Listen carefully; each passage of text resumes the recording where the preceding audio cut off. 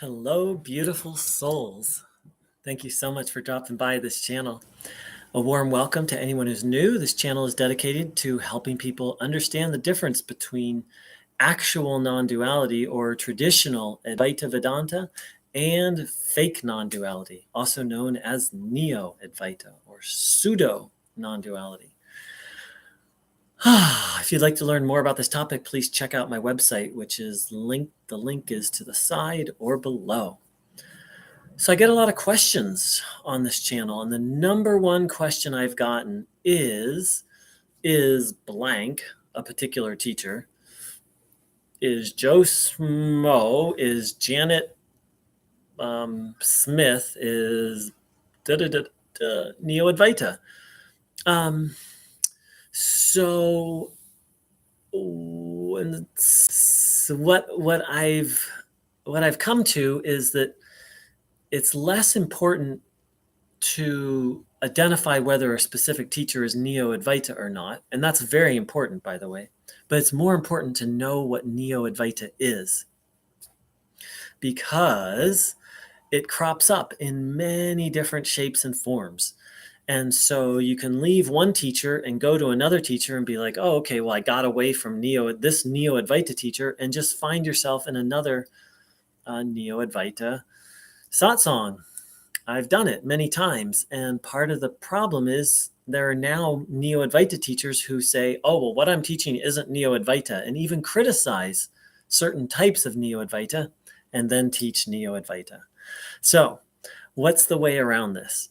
I've created an answer to the question, what is Neo-Advaita? You can check it out on my website. It's under Neo-Advaita 101, which is a free online course I'm in the process of creating. And one of the topics is, what is Neo-Advaita? I've come up with multiple different definitions. Let's see, right now I have 1, 2, 3, 4, 5, 6, 7. Come up with 7 definitions, with more on the way, and a checklist to tell whether or not a teacher is Neo-Advaita. The checklist is the most direct way. Well, I won't say most direct way because different things work for different people, but I'm going to share a little bit of the checklist right now. So someone is 100% Neo-Advaita if they teach on the topic of non-duality and they say there's nothing to everyone, there's nothing to do since you're already enlightened. Or they say they teach self-inquiry to everyone, or they teach self-inquiry or non-dual meditation without any preparatory practices. That's like the easiest way to spot a Neo-Advaita teacher, is they just kind of talk on and well, let me. So the easiest way is that I'm bringing together a lot of different ideas. So the easiest way is if it's like all talk, or if they teach self-inquiry to everyone without the preparatory practices. That's like the simplest way to spot a Neo-Advaita teacher, is they're doing one of those two things. And they might go on and on and on about, you are consciousness, everything is consciousness, the world doesn't exist, there's nothing to do since you're already enlightened. All you need to do is just change these certain beliefs or thoughts, or let go of your identity, or they just kind of talk, and they describe it as a mental process. The other type of Neo-Advaita is where they're like, just inquire. If you just practice self-inquiry, that'll take care of all your problems. So that's really the easiest way to spot a Neo-Advaita teacher. And then I go into a few others. So hope that's helpful. If anyone, to my live viewers, if anyone has any questions or comments, please feel free to post them now.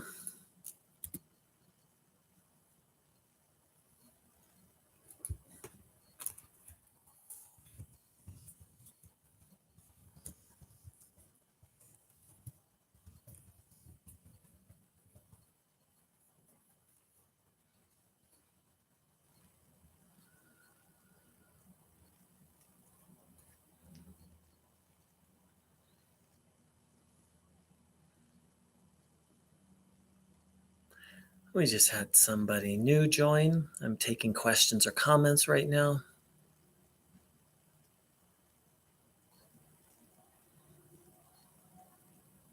And what I feel to say is to anyone who's watching this video, whether it's live or not, what I feel inspired to say is that Neo-Advaita is very tricky.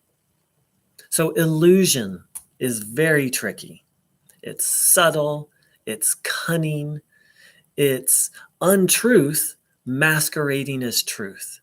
It's not a simple thing to overcome it. Um, I use the phrase recovering from Neo-Advaita, and I use that word very specifically because it's not an easy thing to overcome for many reasons. One of them is, again, it's truth, it's untruth masquerading as truth. And once you become convinced something is true, it's hard to let it go. Another reason is it's very addictive. Thinking non-dual thoughts or practicing self-inquiry, temporarily, it gets you high.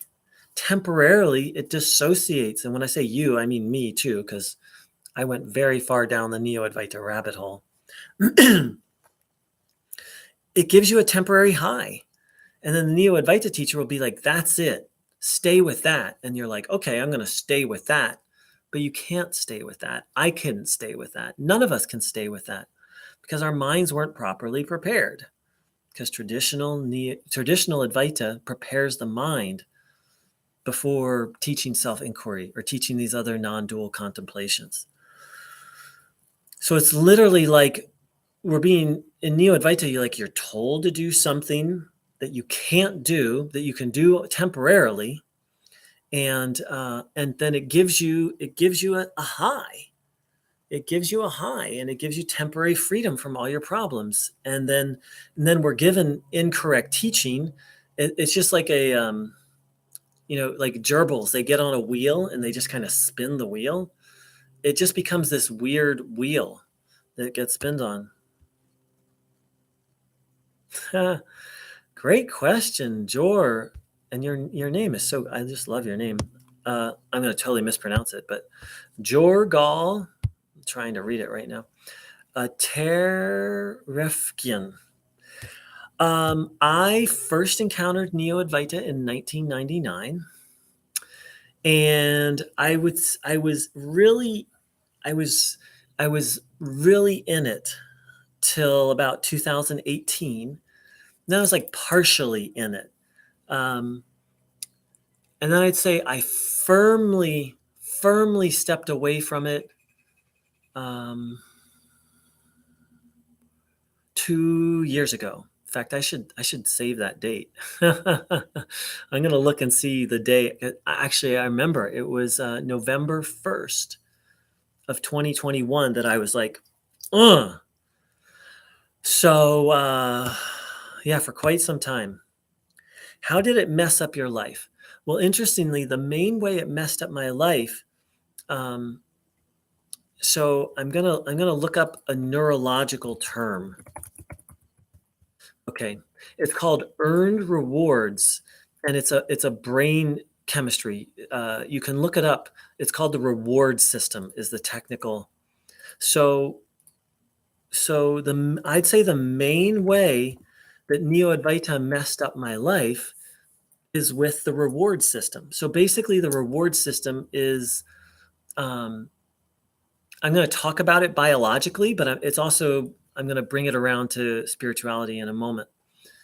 Not that biology isn't spiritual, but from a spiritual level in a sec. So the reward system of the brain goes something like this. When you do something that feels good, you get pleasure chemicals. And when you do something that doesn't feel good, you feel pain. I think it's more focused on the reward system. Again, I'm not a biologist. I've just studied it a little bit. So this is how addiction works, is it fires off the reward system. But this is also how healthy behavior works. You do something nourishing for yourself, and it fires off that system, and it feels good. It's a very important part of being a human being, is the reward system. So Neo-Advaita truly is addictive. That's a whole long topic. But part of why it's addictive is it fires off the reward system for nothing. See, that's the problem with addiction, is it fires off the reward system for nothing. Like you just take a sip or a smoke or get on some pornography or something, whatever your, as they say, drug of choice, addiction of choice is. Yes, you're doing something, but in terms of like moving your life forward, you're doing nothing, and yet the brain gives these pleasurable feelings, which then pushes you to do more of it. So that's the problem with addiction, is addiction rewards unhealthy behavior. And it rewards kind of no behavior. Like sitting in front of the TV, like just scarfing down potato chips, it will fire off this, but it's not moving your life forward. Whereas something like going and exercising, tackling a problem, taking care of things, it also fires off the reward system, though less strong than addictive behaviors. So basically, Neo-Advaita, what it did to me, I went very far down the Neo-Advaita rabbit hole, is I just was getting high for no reason. Like it wasn't moving my life forward. Instead of engaging in life, I would just like do self-inquiry and get high. And then my Neo-Advaita teacher was being like, this is the meaning of life. So basically, Neo-Advaita teaches the meaning of life is to get high. It's really like a spiritual drug. And so that's the main thing, is it completely removed me from life. Not completely, but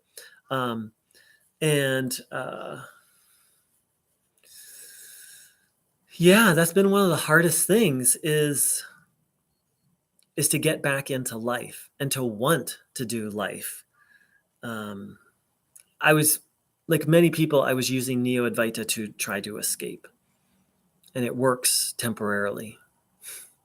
Beautiful question, Jorgal. Any other questions or comments?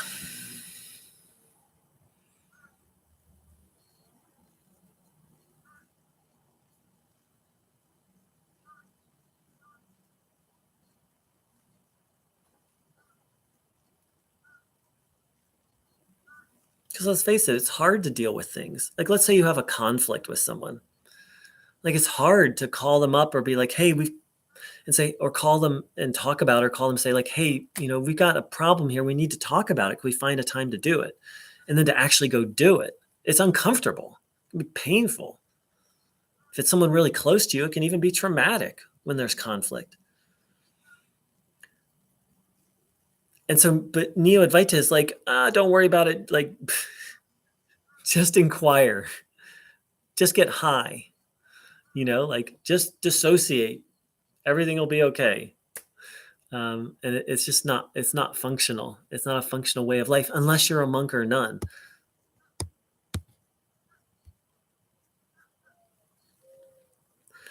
Oh, such good questions. I started Neo-Advaita when I was 25. Did I make real spiritual progress?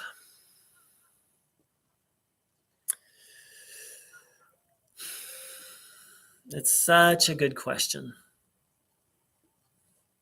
Not really. Not really. That's not to say that later on it's a complex question, because okay, so basically I was in Neo-Advaita from the ages of about 25 to 48 or so. Started exiting around 45. So over 20 years.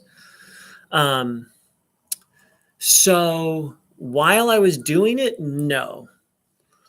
Once I stopped and started doing other things, then yes, I believe there was benefit to those practices, but not while I was in it. So a metaphor I'll use is the chakras, right? So the chakras get talked about a lot in New Age and holistic circles. And ways that maybe aren't fully accurate, and I'm not an expert on the chakras. But like Neo-Advaita like really works the top chakras, right? And so and it also develops the mind, sort of, depending on the type of Neo-Advaita. Um, but it's addictive and harmful. So it's like while I was doing it, I wasn't really able to reap those benefits. You could say like, yes, maybe those chakras were being stimulated and opened, but my life was a wreck and headed downhill. Once I stopped, then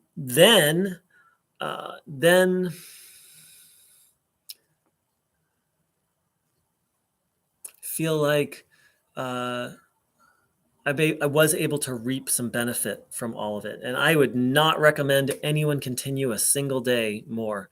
Um, I'd say the deepest benefit of Neo-Advaita is that it does get you committed to God. Because once you've tasted that bliss, and I talk about it being dissociative, but that's not to say that the experience isn't genuine. Sometimes that you can have genuine spiritual experiences through doing Neo-Advaita practices. They just won't last, and they're shrouded in teachings that are untrue. But in my view, and you'll hear this in many mystical traditions, once you've tasted God, nothing else will satisfy you. So I'd say that's probably the deepest benefit for me was it basically got me to the place where it's increased my devotion to the path. But it's so dangerous. I even hesitate to talk about benefits.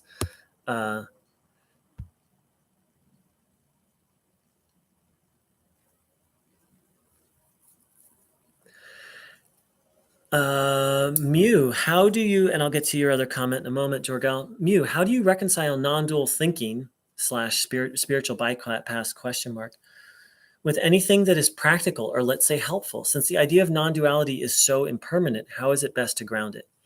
And Mew, if you could clarify the phrase, how do you reconcile non-dual thinking, spiritual bypass? If you could say a little bit more about what you mean by that phrase, or why you put spiritual bypass in parentheses. And but the bigger question is, I don't think in non-dual terms anymore. I refuse to. And part of me for recovery from non-duality, from neo non-duality, from Neo-Advaita, is to completely let go of the non-dual paradigm, beliefs, thinking. So kind of my view is that if you want to recover from Neo-Advaita, you need to just you need to find, let's see, it's a deep subject. So you need to find a traditional Advaita non-dual teacher and just stop doing it on your own. Because I was thinking all these non-dual thoughts and I was reading all these non-dual things, neo non-dual things, but I was doing it on my own. So your question is really deep, Moo. It has many layers to it. So that's the first thing is, without a non-dual, an actual Advaita or an actual non-dual teacher, I had to stop all non-dual thinking and practices. And so in traditional non-duality, the issue wouldn't come up because they don't start you with the kind of things they start with in a Neo-Advaita satsang. You'd be taught other things. So, and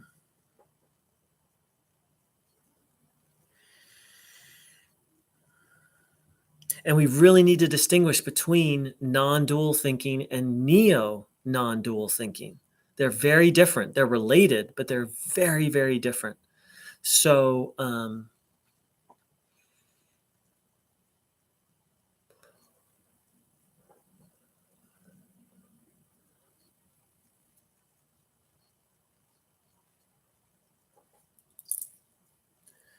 Yeah, okay, beautiful. And so that's the thing. So beautifully said, Mew wrote, I suppose I say spiritual bypass because you do feel the sensation of God and come to this intense feeling. And it was really exciting to me, but there was no spiritual foundation. That's it exactly, Mew. That's what Neo-Advaita does, is it'll give you a taste of something genuine, but it's like it does it in a harmful way, in a disingenuine way, as you beautifully said, without a spiritual foundation. And also, like you said, of bypassing all these various issues. The issues don't go away. And having that beautiful experience actually doesn't, for the most part, doesn't address the issues. It's one of the paradoxes that no Neo-Advaita teacher will tell you. They'll tell you, oh, yes, that'll, you know, it's like that will deal with all of this. Nope. And traditional Advaita Vedanta, that's why they do all sorts of preparatory practices.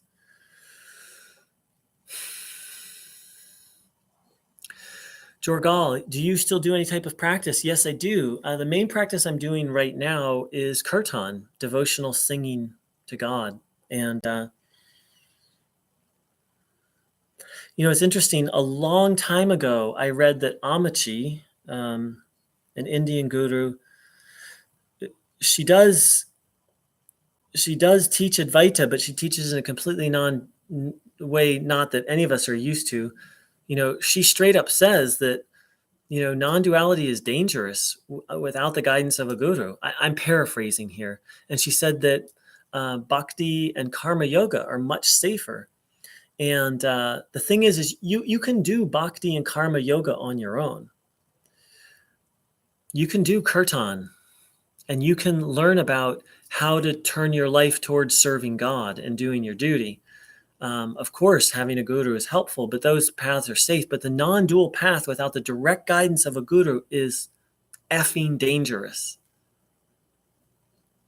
It's very dangerous. And the fact that there are people out there teaching non-dual ideas and they aren't available to guide people, I think the karmic repercussions, I think they're going to get their ass kicked in another lifetime. So let's see.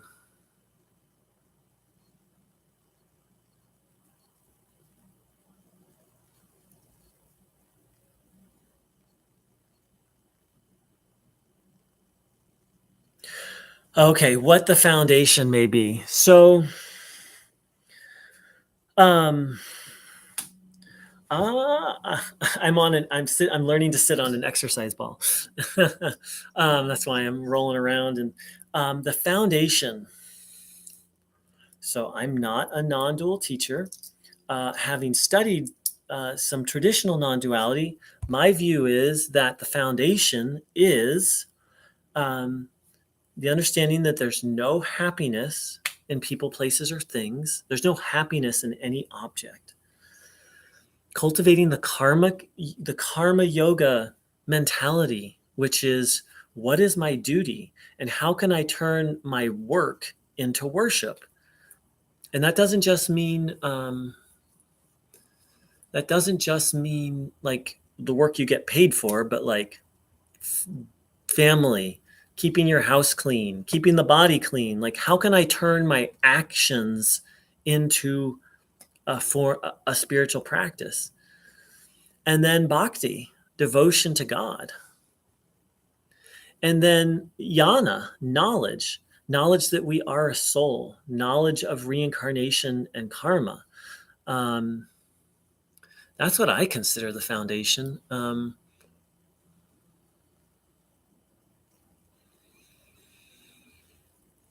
A beautiful expression of the foundation of a foundation is expressed in Ashtanga yoga in the first two limbs, the yamas and the niyamas, the ethical restraints and the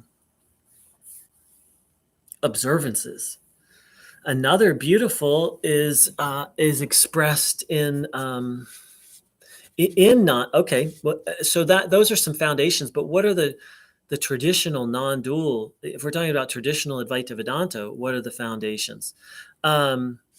The foundations can be found in a book called The Crescent Jewel of Discrimination, or The Crescent Jewel of Discernment by Adi Shankara. Of this book, Ramana Maharshi said, this contains the insights for the direct path that that anyone, I forget his direct quote, but he basically says, if you want to follow non-duality, you have to understand this book. So,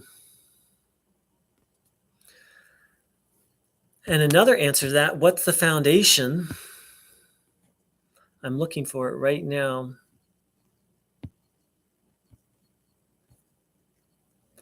Okay, good. One moment, and I will. It's called the Sadhana. I'm going to probably mispronounce it. Chatushtaya. It means the means of salvation. It was taught by Adi Shankara, and it's very intense. It's the preparatory practices. I wrote an article on it, and I'm going to post a link here.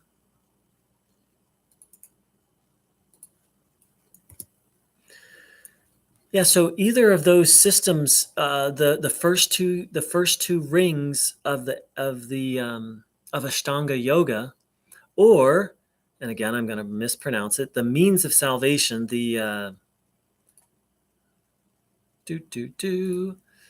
oh, I had it, but then I lost it. Sorry, one moment. The Sadhana Chatushtaya, and those were proposed by Adi Shankara. So if you want to be traditional non-dual, they're very intense. The preparatory practices are so intense to get to the place where you've really deeply, I won't say mastered them, but really are grounded in them. They're very intense. You practically have to be a monk or nun. In traditional Advaita Vedanta, you have to have the mentality, the disposition of a monk or nun, or through these practices cultivate it before doing self-inquiry. That's one of the main things that Neo-Advaita is taught wrong. So beautiful. Jorgal, Moo, beautiful questions and comments. Hope that was helpful. That's a lot of information. So let's just sit for a moment and I'll just see if there's anything else.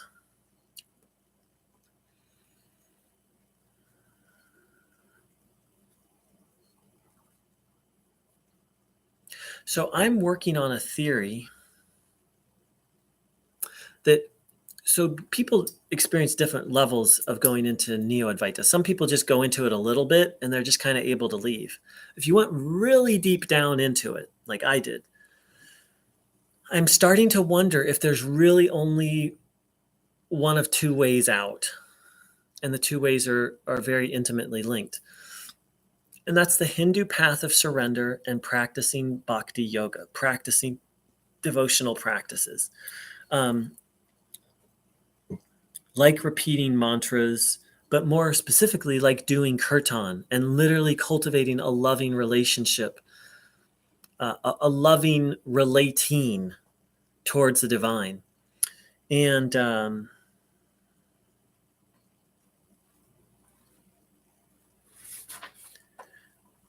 lot of what I teach is I just teach traditional Sanatana Dharma. Traditional Sanatana Dharma is, you could say, the philosophy from which Hinduism comes, to help people learn to distinguish between Neo-Advaita and Advaita Vedanta. But then once people can distinguish, it's like, well, how do you recover? And I think there's really only one of two paths out. Oh boy, A Course in Miracles. Okay, I will. One of them is, I've posted it on my website. It's literally like kind of like a holistic wellness plan for how to recover from Neo-Advaita. Let me see where I have the link for it right now. It's under Neo-Advaita 101. one of the topics is following a path of recovery from Neo-Advaita. Uh, or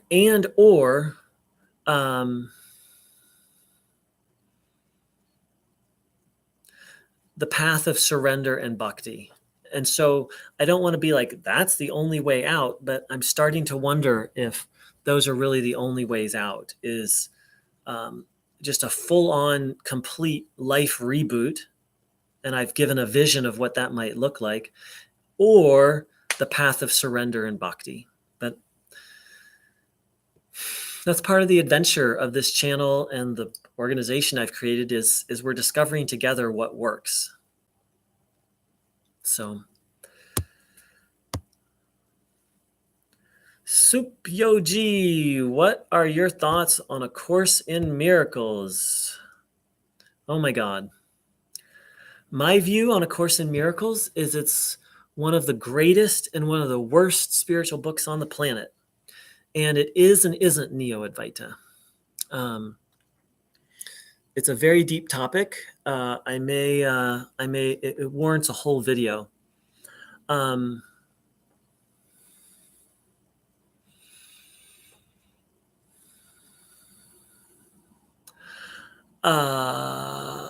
Neo-Advaita journey began with A Course in Miracles and with A Course in Miracles a cult. So I have a very deep relationship with that book, which I don't follow. I don't really think about it much anymore. I've put it behind me. So A Course in Miracles has some of the most beautiful spiritual ideas I've ever heard.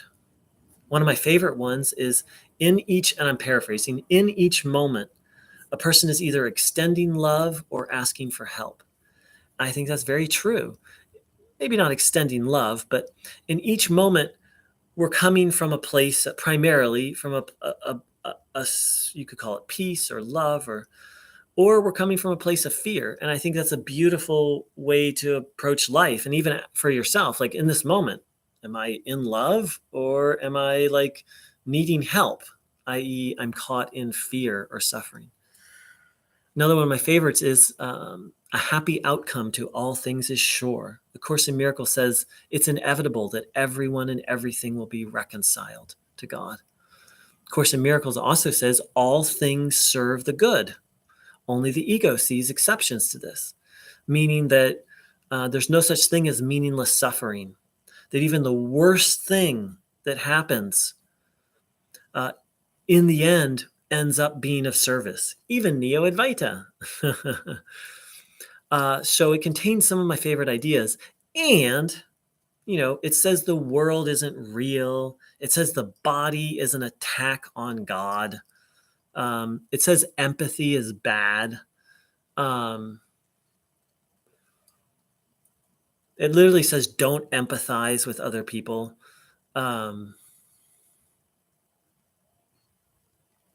So it has some ideas in it that I just consider toxic and insane.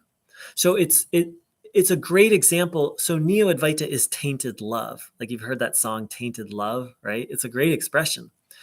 Neo-Advaita has some truth in it and has some goodness in it, and it's tainted. It's not offered in a pure manner. And it does harm. It's sticky.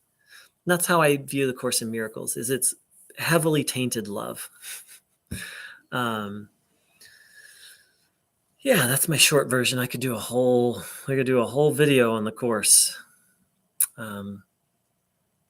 Yeah. All right, beautiful souls. I'm going to wrap there. Mu and Jargal, thank you as always for your participation. Oh my gosh. So I keep I'm sorry, Mu. I didn't mean to delete your messages. Hold on.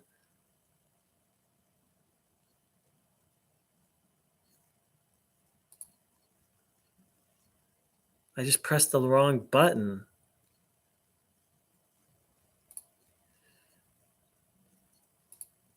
Oh my gosh. No. Oh, yuck, Mew, your messages were so beautiful. Luckily, I read them out loud, so sorry about that. I just pushed the wrong button. Let me see here. I'm going to post them all again. Technology.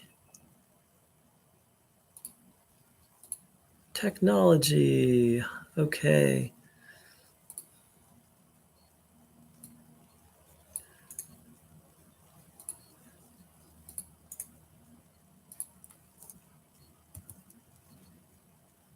These are Mew's beautiful contribution to today's dialogue.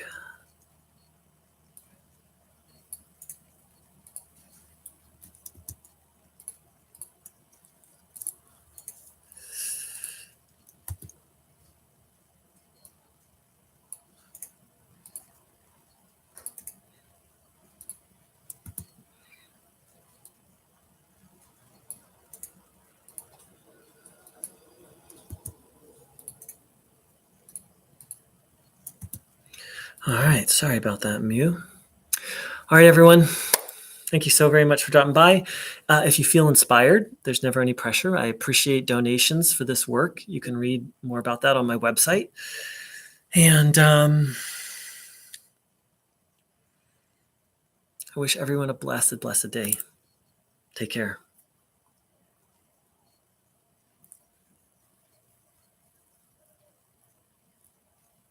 Oops.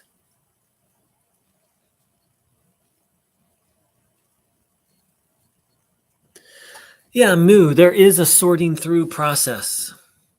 So yes, and I'm in that myself. Like, okay, well, what were the benefits of Neo-Advaita?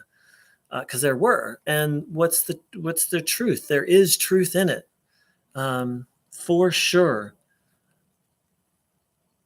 And I've been deconstructing Neo-Advaita now since it was either 2018 or 19. I'll have to check.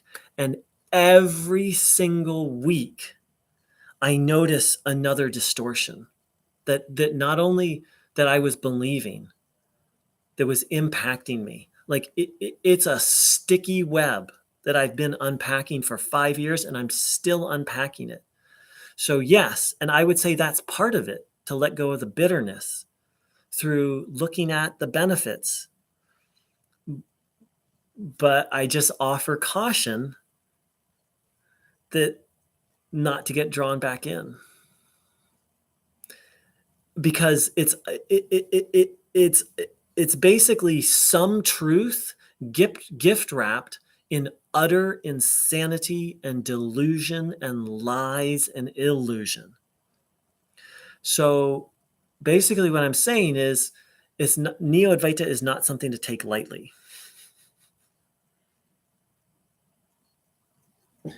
The whole empathy thing, that's just the Course in Miracle nonsense.